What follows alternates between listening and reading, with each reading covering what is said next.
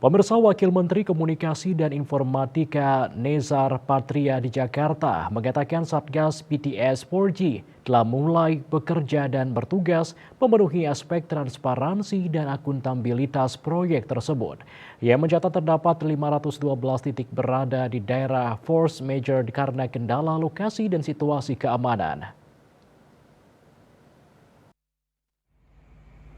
Wakil Menteri Komunikasi dan Informatika Nezar Patria mengatakan, Pos Satgas Program PTS 4G telah mulai bekerja dan mengulas secara mingguan progres pembangunan PTS di berbagai daerah di Indonesia.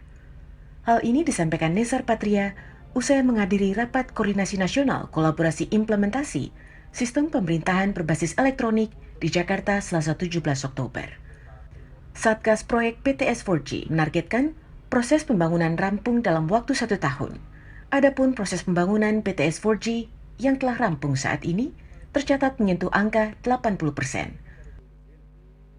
Lagi dalam proses 1.200, tapi ada 512 titik di daerah yang kita golongkan sebagai kahar atau force major karena ada kesulitan dalam soal lokasi dan juga soal situasi keamanan.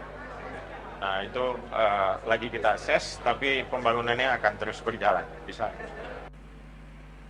Menurut Wakil Menteri Kominfo, satuan tugas tersebut bertugas melancarkan koordinasi antar lembaga agar proyek ini memenuhi asas transparansi dan akuntabilitas setelah sempat terhambat karena proses hukum yang menyeret sejumlah nama terkait korupsi proyek PTS. Dari Jakarta, Rina Anggraini, Kantor Berita Antara, mewartakan.